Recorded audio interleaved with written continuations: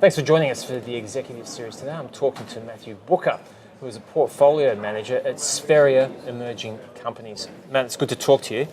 Hi Tom, how are you? I'm well. Excellent. Now, let's talk about Spheria in terms of your investing philosophy. Obviously, you're focused on the small cap universe. Firstly, what guided you down to that part of the investing landscape? Yeah, Tom, we think there's a lot of opportunity in the small cap space. There's a lot of companies that are very embryonic and can grow a lot, and we've seen that historically, that we've been in early stage companies that have grown significantly. So A2 Milk, for example, is a company we bought a few years ago, around 55 cents, and that's obviously had an astronomical run. Other companies include Blackmores and Bellamy's. We invested in Bellamy's at the float when it listed at $1, and that's around $10 now. Of those three, we still own Blackmores. We think there's upside in that, whereas we think that the other two are fairly valued or potentially overvalued. So there's a lot of opportunity getting those smaller companies that can grow from being small potentially to very large. And that's the growth we're looking for in that small cap space. Indeed. So what are the boxes that are most important for you to tick when you're going through that initial due diligence phase? Obviously, with the names you mentioned, there's a China-facing element to it. Sure. Is that a theme?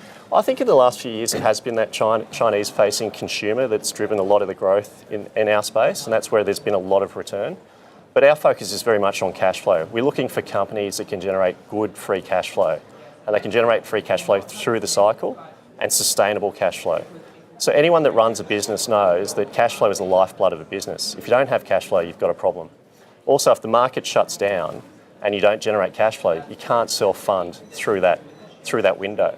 So we're very much focused on the 101, which is finding companies that generate good cash flow and can grow that cash flow. Now, you're using an LIC vehicle to allow shareholders to access that space. Why did you choose that methodology? Yeah, we like the LIC market.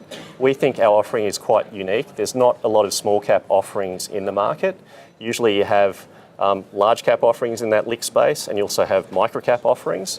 And we think that small cap space is underdone. So we think there's a good opportunity there. This will be a large product, so it'll be $200, potentially up to $250 million of money. And we think that gives us a good strong foundation to invest. It'll be a stable portfolio. There'll be no inflows, outflows. It's closed end, and we can then invest that for the long term and find those companies that generate good cash flow, that generate good returns for clients.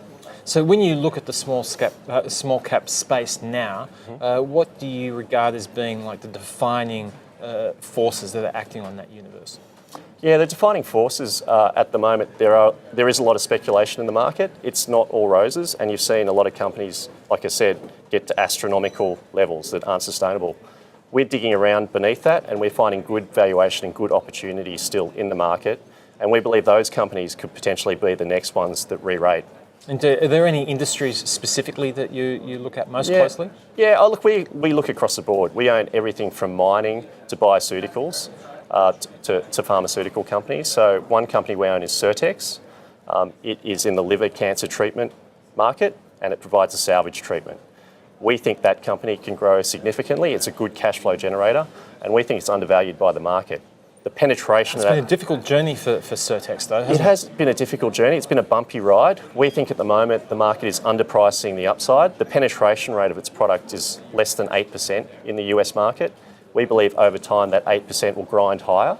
Now, it's not going to be linear, but we think that growth in the long term and that penetration rate will drive cash flow higher. So we think we're getting a pretty cheap company with significant upside risk. And obviously, it's attractive for investors to use professionals such as you to access emerging companies because, Certex being a great example, some of the volatility that you can experience in that process, if you're a professional, you at least know the things that guide you a little more closely. Yeah, it can be a dangerous end of the market, and that's what we're saying, is it's not a bed of roses. There is a lot of risk in the market, and our process is proven. We invest in companies that generate strong cash flow, and like I said, I think that underpins and de-risks our portfolio. A lot of managers out there focus on, EBITDA or a normalised earnings. We cut right through that and look for cash flow, and we think that underpins our investments and client returns in the long term. Like I said, every business needs cash flow, and those are ones that don't fall by the wayside. You've seen that with companies like Slater & Gordon.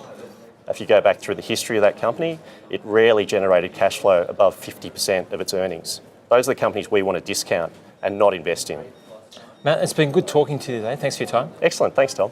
And thanks for joining us for the Executive Series.